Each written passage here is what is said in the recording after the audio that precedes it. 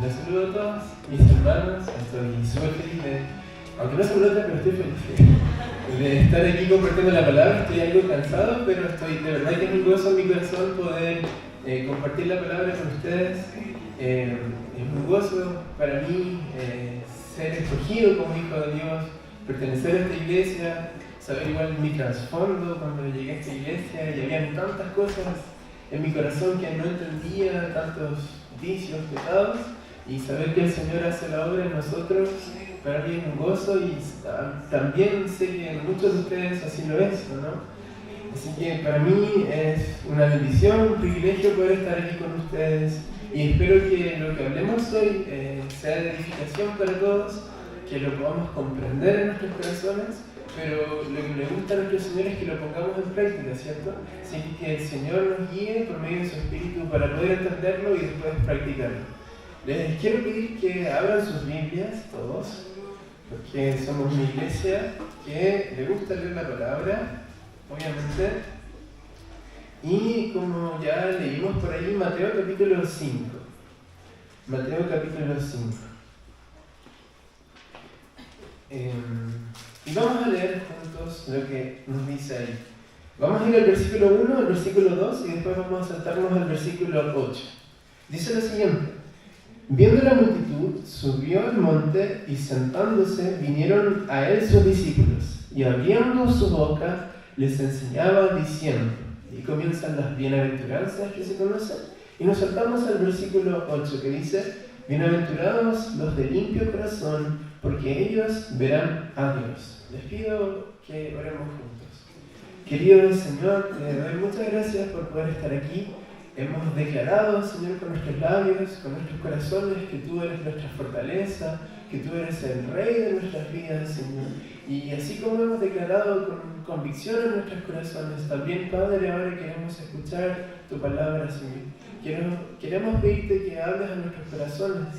Quiero pedirte, Señor, que me ayudes a explicar estas bienaventuranzas que tú proclamaste hace tanto tiempo atrás acá en la tierra.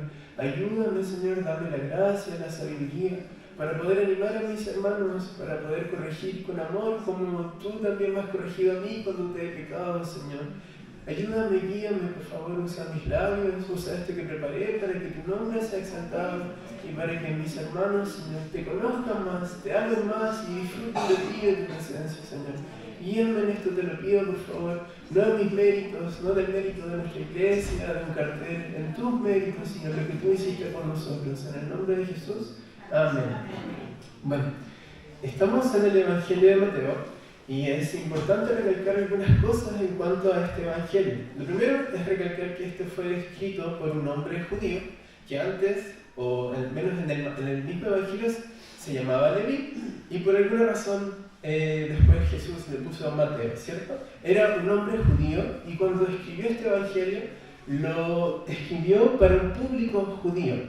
Es decir, este hombre se encargó de recolectar y registrar todos los hechos de la vida de Jesús para que sus coterráneos judíos pudieran entender quién era este Jesús de Nazaret. Y si nosotros vamos a lo largo de los 28 capítulos del Evangelio de Mateo, vamos a notar muchos rasgos que pertenecen a la cultura judía hebrea.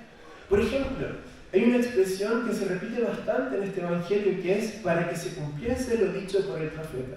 Sobre todo en la época de Navidad, ¿cierto? Se dice que nació en Jesús para que se cumpliese lo dicho por el profeta. Esto se repite bastante en el Evangelio de Mateo para que los judíos puedan entender que este Jesús no era cualquier persona, sino que era el cumplimiento de las profecías mesiánicas en el mismo. Este Evangelio también está dividido en 5 grandes partes o 5 grandes discursos, tal como el Pentateuco, la ley de Moisés, que está dividido en 5 capítulos. Así también el Evangelio de Mateo está dividido en 5 grandes discursos. Y nosotros nos vamos a enfocar en el primero, que es el Sermón del Monte o el discurso de la montaña, como se conoce. Ahora, también Mateo hace algo que no hacen los otros evangelios, que es enfatizar en las tradiciones judías.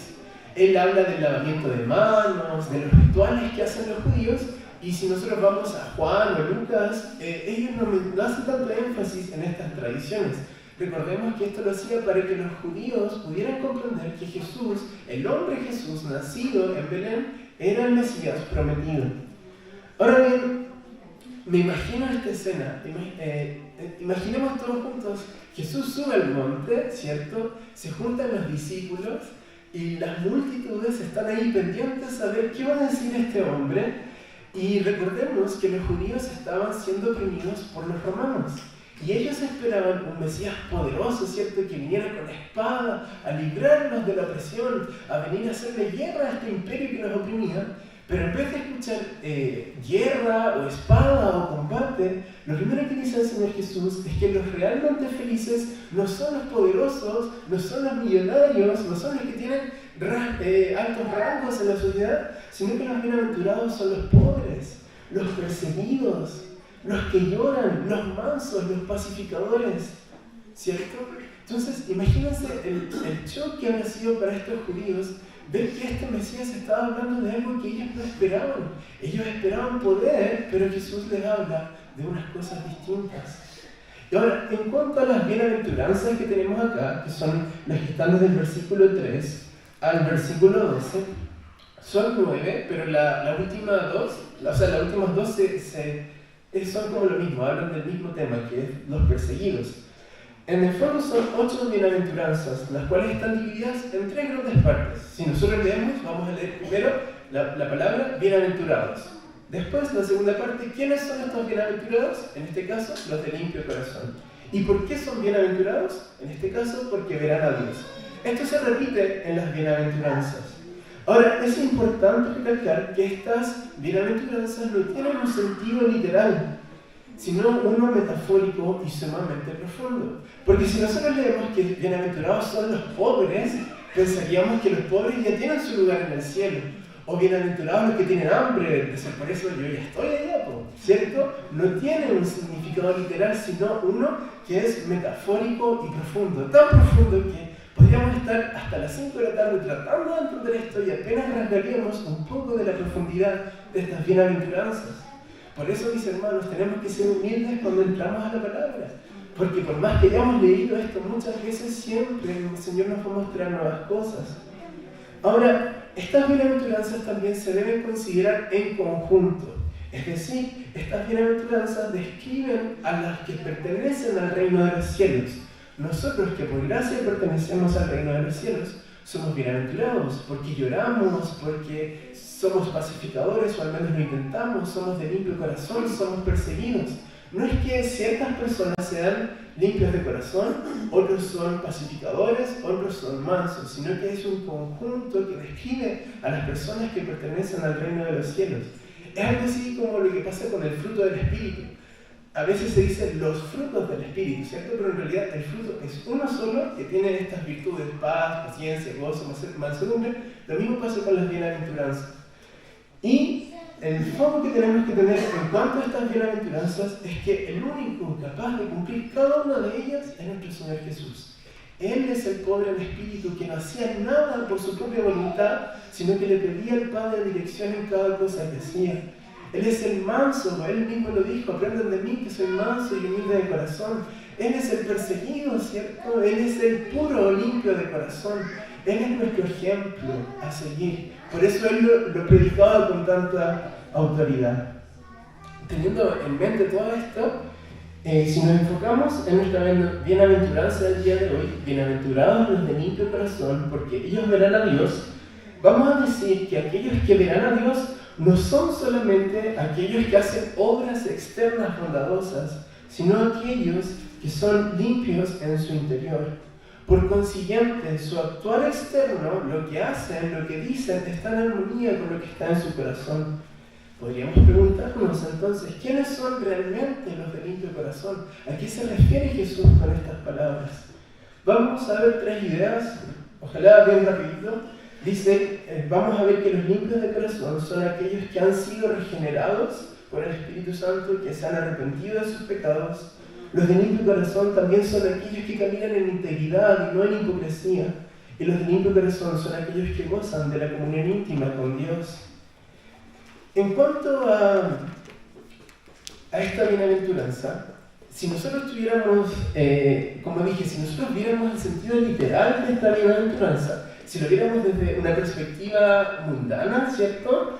En el mundo se suele pensar que aquellos de limpio corazón son aquellos que son buenitos, ¿cierto? Como ese pequeñito. Ellos son bonitos, ¿cierto?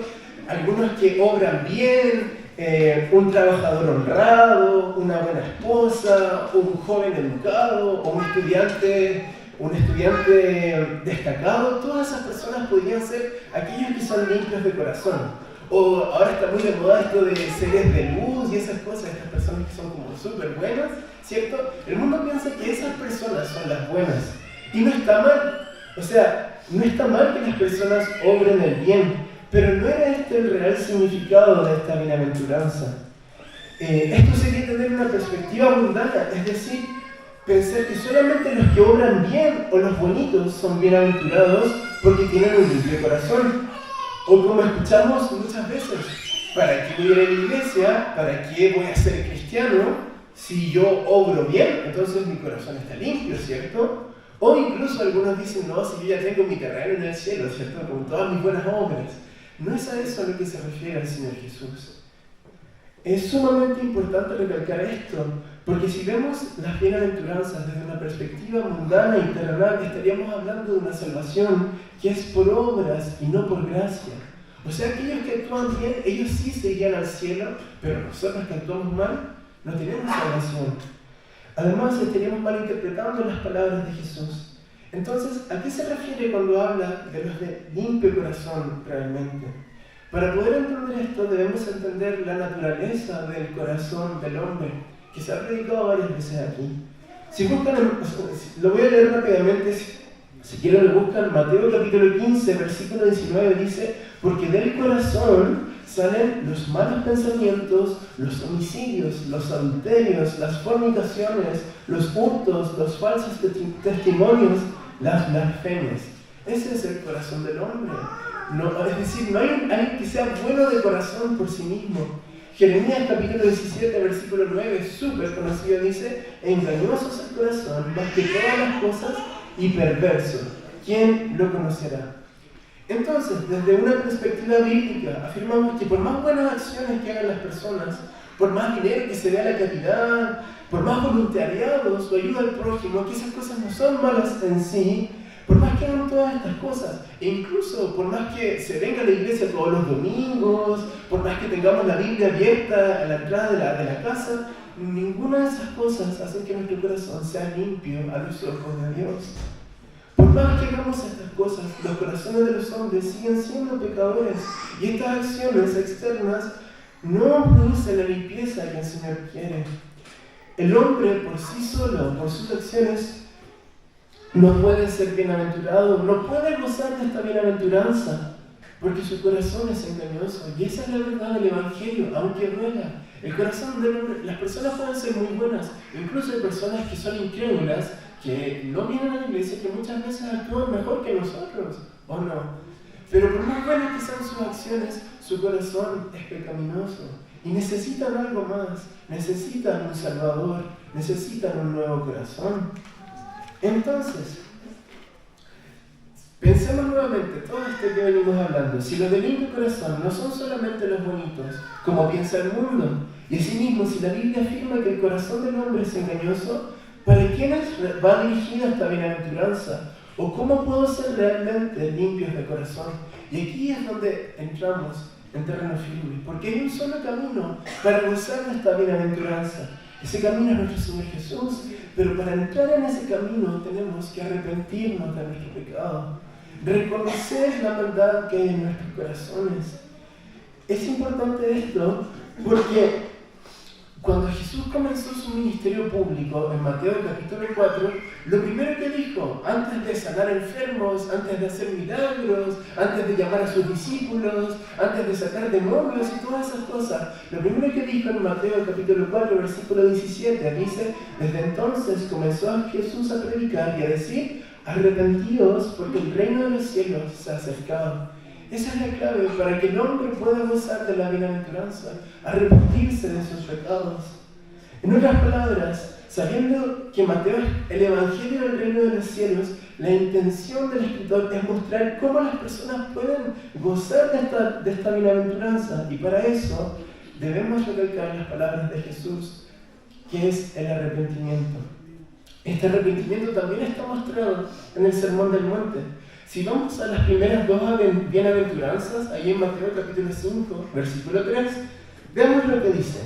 Dice, bienaventurados los pobres en espíritu, porque de ellos es el reino de los cielos. Versículo 4. Bienaventurados los que lloran, porque ellos recibirán consolación.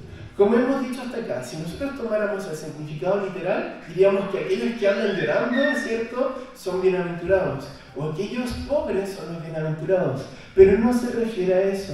Cuando habla de bienaventurados los pobres en espíritu, se refiere a esas personas que reconocen su pobreza espiritual, que reconocen su incapacidad de agradar a Dios por sus propios méritos, que así como un pobre que le pide a una persona dinero y no tiene nada que entregarle, así también el hombre lo único que puede esperar es la bondad de Dios al reconocer sus pecados y su maldad. Esos son los bienaventurados, los pobres, porque reconocen la pobreza que hay en sus corazones. Este es el verdadero arrepentimiento, reconocer nuestra maldad, reconocer que aquí o en la humanidad no hay ninguno que sea bueno por sí mismo, porque todos necesitamos de un buen Salvador que nos limpie y que nos dé un nuevo corazón. Cuando habla de bienaventurados los que lloran, no es solamente cuando el Señor nos consuela porque pasamos penurias o tristezas, sí lo hemos visto, ¿no? Hemos visto cuando estamos tristes, cuando pasamos pruebas y lloramos, hemos visto cómo el Señor nos consuela, ¿cierto? Pero esta bienaventuranza va más allá de eso. Se refiere a aquellos que se lamentan por sus pecados, que lloran por la maldad que hay en su corazón. Quizás algunos pueden llorar y derramar lágrimas, otros simplemente sentir tristeza. Pero los bienaventurados son aquellos que se reconocen esta maldad y se lamentan por ello. Es por eso que tenemos que ver las bienaventuranzas como un conjunto, no como cosas separadas. Entendiendo esto, entendiendo que es necesario el arrepentimiento, tenemos que pensar ahora que estas bienaventuranzas, como dije anteriormente, están describiendo a las personas que pertenecen al reino de los cielos. Estas personas, que seríamos nosotros los hijos de Dios, pertenecemos al reino de los cielos no porque seamos más santas, más buenas, más con buenas intenciones que los que están afuera. No, nosotros pertenecemos al reino de los cielos porque Él salió a nuestro encuentro, porque Él con su bondad mostró la maldad a nuestro corazón y nos arrepentimos y Él nos recibió en su reino hermoso. Por eso, el objetivo de las bienaventuranzas y también del Evangelio es que dejemos de mirarnos a nosotros mismos, que dejemos de mirar lo bueno que cantábamos, lo bueno que predicábamos, lo bueno que orábamos y todas esas cosas, y en vez de mirarnos a nosotros, nos miremos a Él, y cómo en Él somos bienaventurados. Isaías 42:22 dice, mirad a mí y sed salvos todos los términos de la tierra, porque yo soy Dios y no hay más. Esta invitación de mirarlo a Él es para todos. Es para aquellos que son buenitos, ¿cierto? Porque hay gente que es bonita a nuestros ojos, pero también es para aquellos que son malos, que están hundidos en sus pecados, como lo era yo. Esta invitación de mirarlo a Él es para todos nosotros. Y si se fijan, mirarlo no es algo difícil, ¿cierto? Todos podemos mirar. El problema es que muchas veces nos miramos a nosotros mismos y no al Señor. Ahora, hay una promesa en el Antiguo Testamento que refleja de una manera muy bella esto del nuevo corazón. Si gustan, pueden buscar conmigo en Ezequiel capítulo 36. Y vamos a ver cómo esta promesa, aunque está en el Antiguo Testamento, habla de la verdad del Evangelio de nuestro Señor Jesús. Ezequiel 36, en el versículo 22.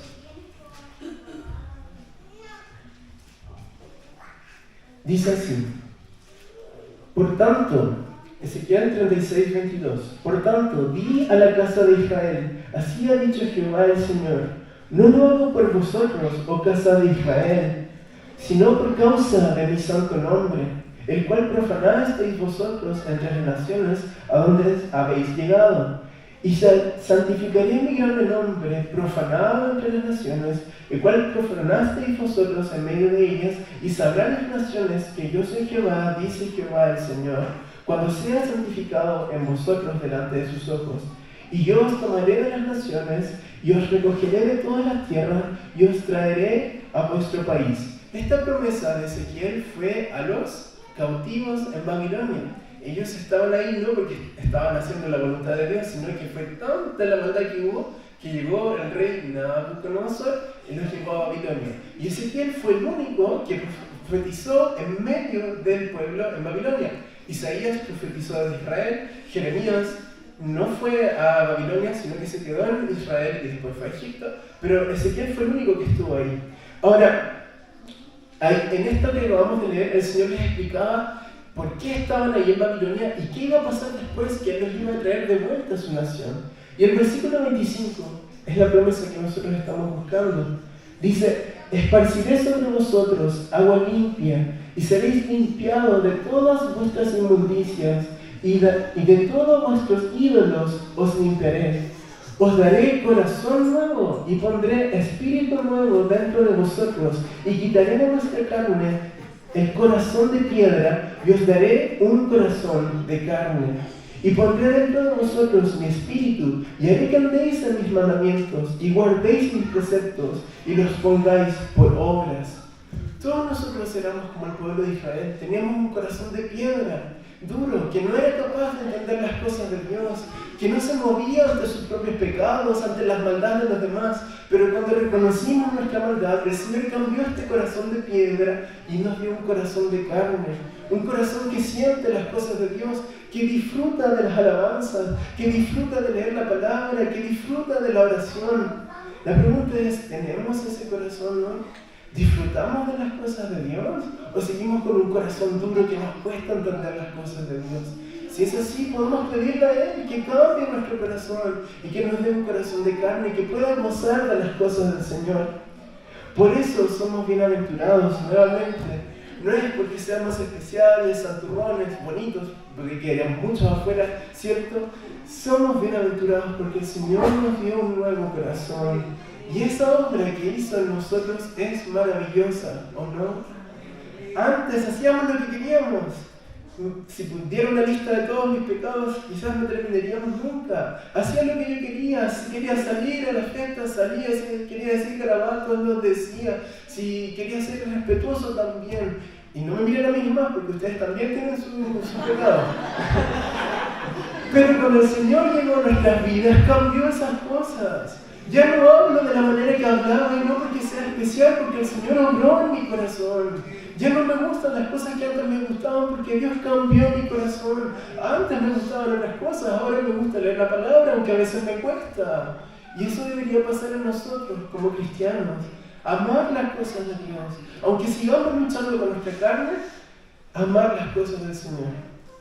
Bueno, entendemos entonces ahora que la bienaventuranza que leímos de bienaventurados los del limpio corazón no es solamente para los bonitos, sino para aquellos que han reconocido su maldad y que han recibido un nuevo corazón de manera espiritual. ¿Cómo sucedió esto? No me pregunten, porque es algo tan grande que cuesta explicarlo. Ahora podríamos hablar, ¿cierto?, de la regeneración, de cómo el Espíritu Santo viene a alumbrar el corazón del hombre y esas cosas, pero nos iríamos por otro lado. Pero en el fondo el Señor nos dio un nuevo corazón a nosotros y somos bienaventurados por aquello.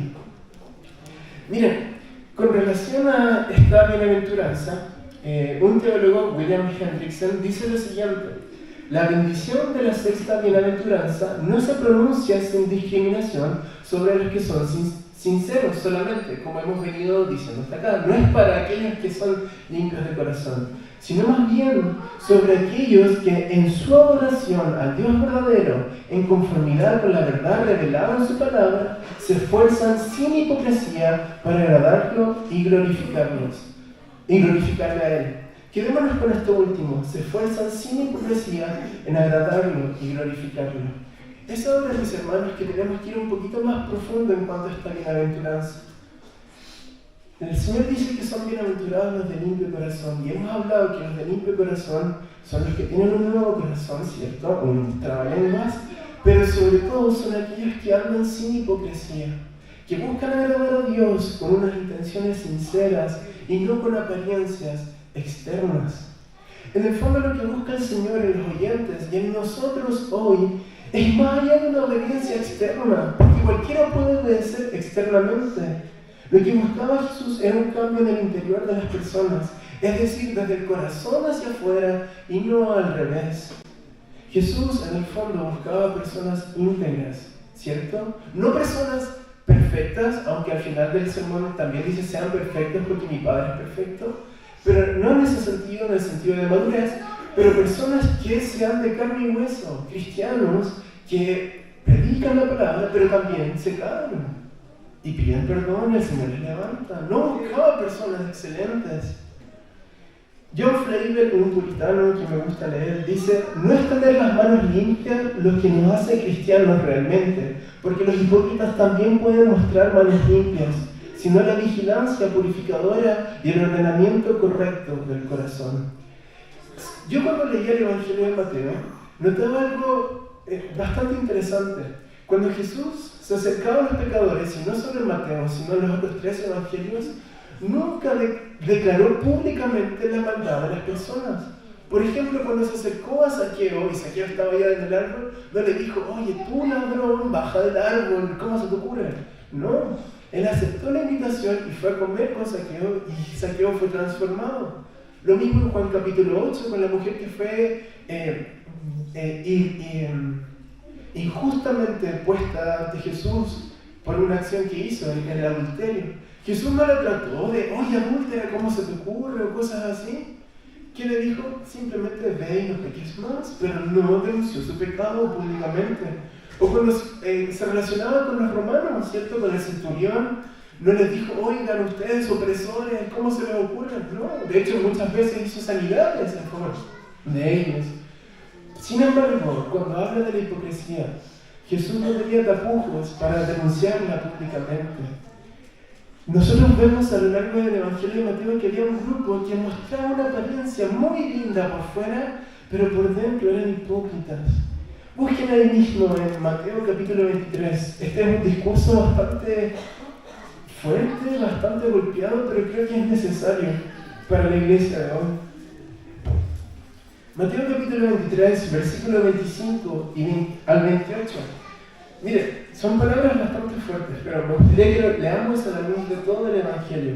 Dice así: ay de vosotros, escribas y fariseos hipócritas, porque limpiáis todo afuera del vaso y del plato, pero por dentro estáis llenos de robo y de injusticia.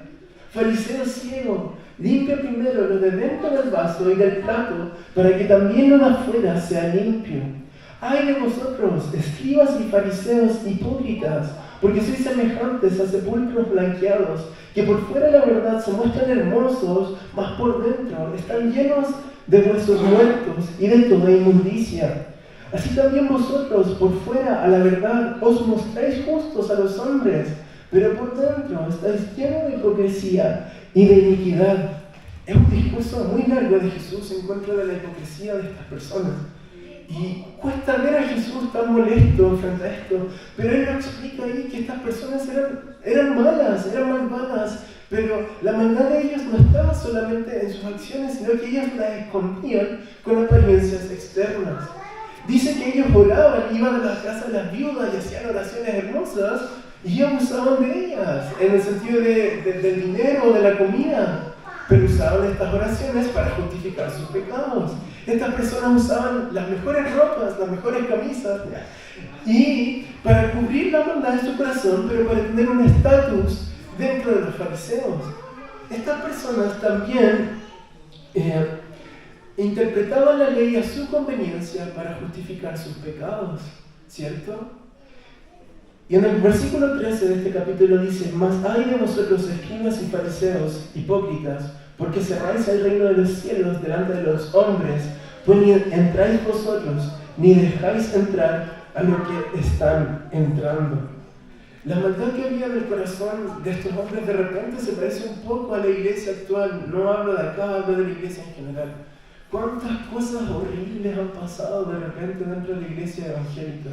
Dineros que no deberían estar por ahí, que salen a la luz, abuso de personas que supuestamente deben llevar el nombre de Dios y ensucian el nombre de nuestro Señor. Esto nos debería dar pena a mis hermanos, porque abusan del poder que les da la religión y nosotros no deberíamos caer en esas cosas. Ahora bien, Este era el contexto de la hipocresía que existía en los tiempos de Jesús. Ahora, hay algo que notar aquí, que él, cuando habló con sus discípulos, les advirtió de esto. Él llamaba esto como la levadura de los fariseos, ¿cierto?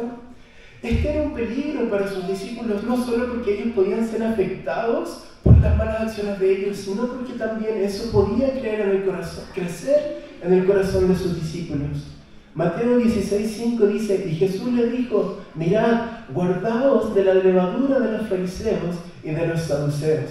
Ellos en ese momento pensaban que les hablaba del pan, después entendieron que se refería a la doctrina de los fariseos, pero en el fondo, la hipocresía de los fariseos también puede crecer en el corazón de los hijos de Dios, sobre todo cuando somos negligentes, cuando cerramos nuestras Biblias y cuando dejamos de orar, mis hermanos. Porque no somos superhombres, no somos los más santos, necesitamos del Señor.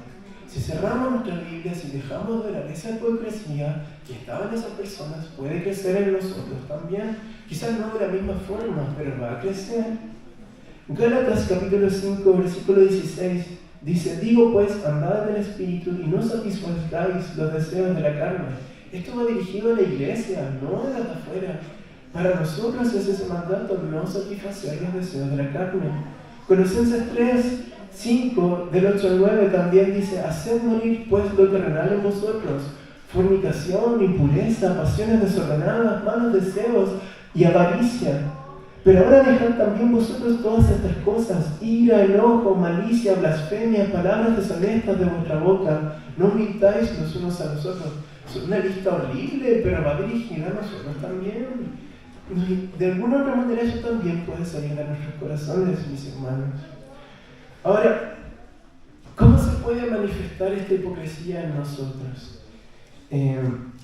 Jesús mismo lo puso en el Sermón del Monte, en Mateo capítulo 5. Si buscan ahí Mateo 5, 21 y 22, vamos a ver algunas descripciones de esta hipocresía. Dice así, Mateo 5, 21. Oísteis que fue dicho a los antiguos, no matarás, y cualquiera que matare será culpable de juicio. Pero yo os digo que cualquiera que se enoje contra su hermano será culpable de juicio, y cualquiera que diga necio a su hermano será culpable ante el concilio, y cualquiera que le diga fatuo quedará expuesto al infierno del fuego. Esta era una forma de hipocresía que había en ellos. Ellos decían, nosotros estamos limpios de manos, no hemos matado a nadie, ¿cierto? No le hemos hecho daño a nadie, pero en sus corazones habían cosas en contra de los demás, menospreciaban a los demás, y eso Jesús los pone a la misma altura que un asesinato.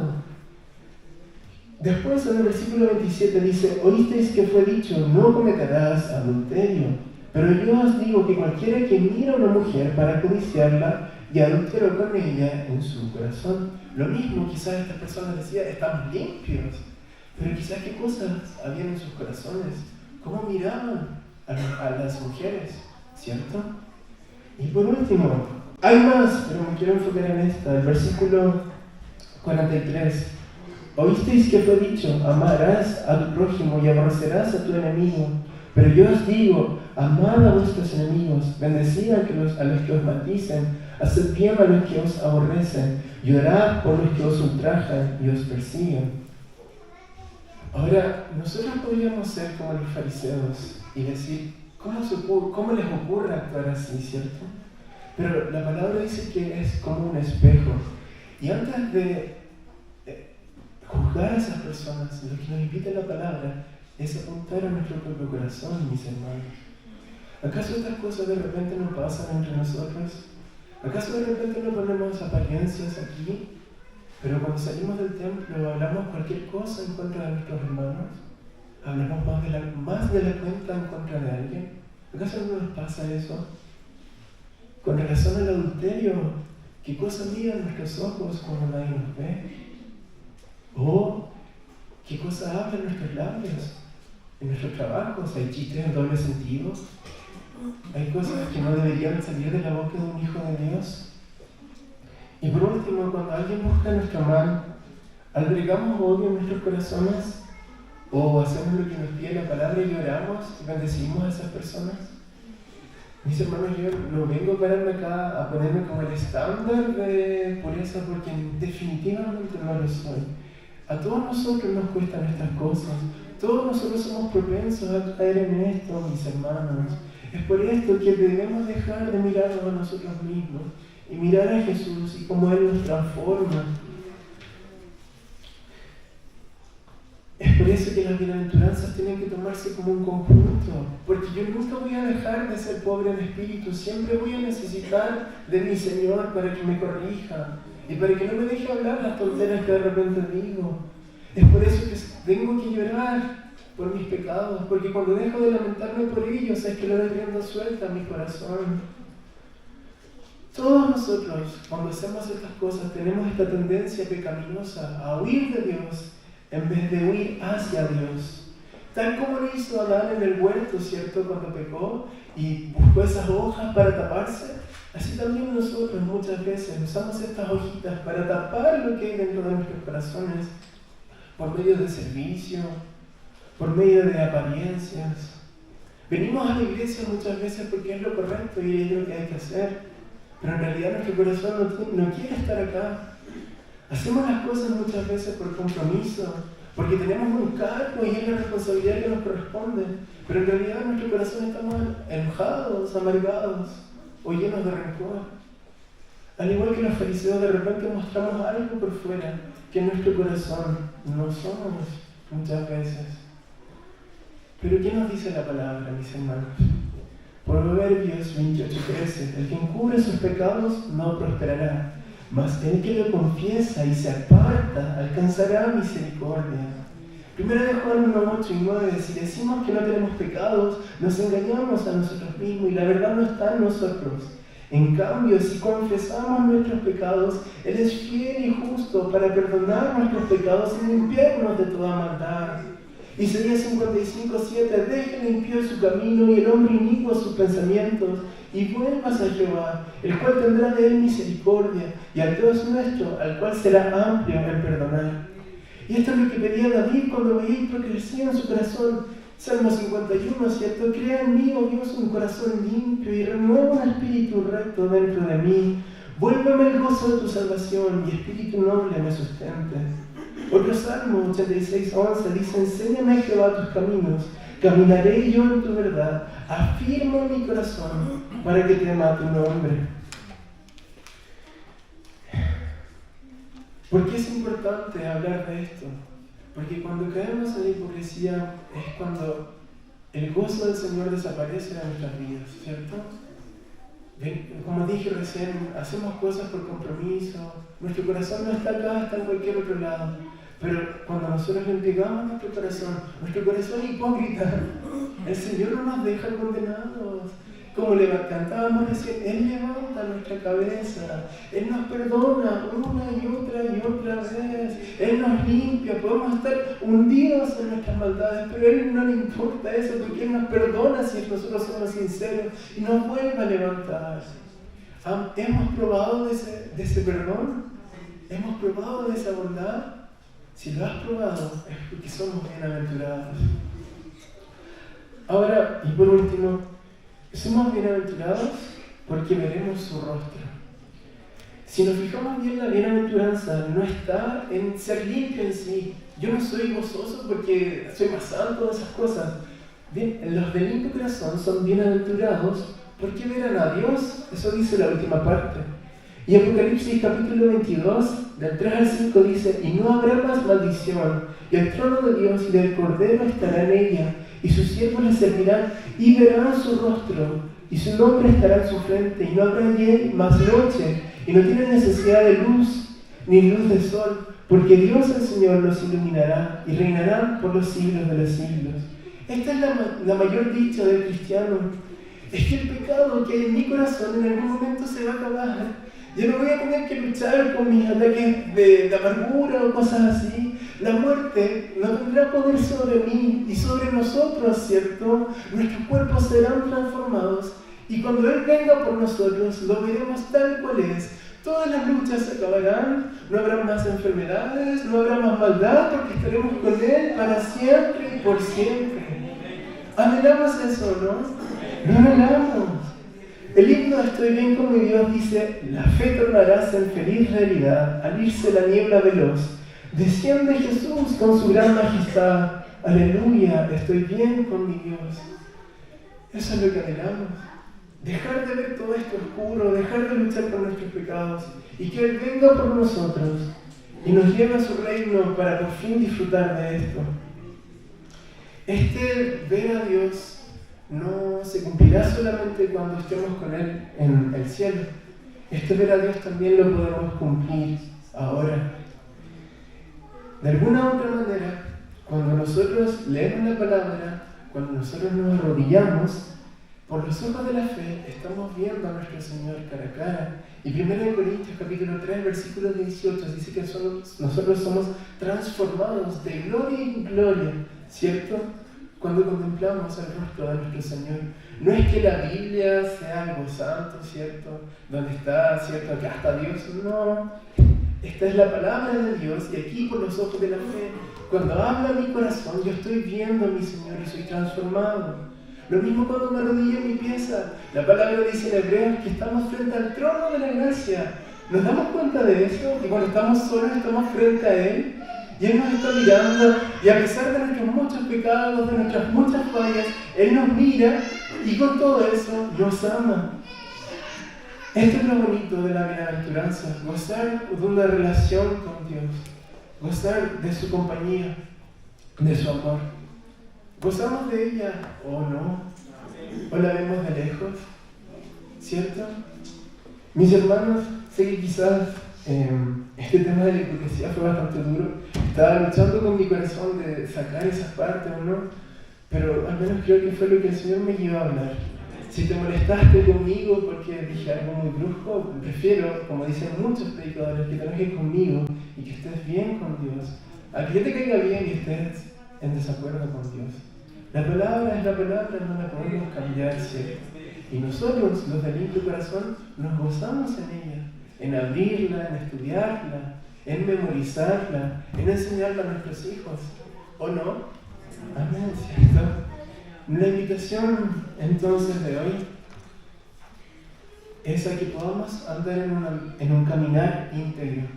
Que si hay algo en mi corazón que es hipócrita, que si he dicho cosas malas en contra de mis hermanos, si yo realmente amo a mi Dios, voy a pedirle perdón a mi Señor, pero también le voy a pedir perdón a mi hermano, porque eso no corresponde a un hijo de Dios. Así empiezan las contiendas, de repente es murmuración nomás, pero de repente ya son maquinaciones y después ya queremos sacar a esa persona, ¿cierto? Que eso no ocurra en nosotros, por favor, mis hermanos, porque somos todos partes del mismo cuerpo, ¿cierto? Entonces, si hay algo en mi corazón que es hipócrita, entreguémoslo al Señor. Y Él, que es bueno, justo, bondadoso, santo, y podríamos seguir, Él no nos va a desechar, no nos va a echar como una patada, sino que nos va a recibir, nos va a volver a abrazar, nos va a volver a levantar para que sigamos caminando junto a Él. ¿Cierto? A Él sea la gloria siempre.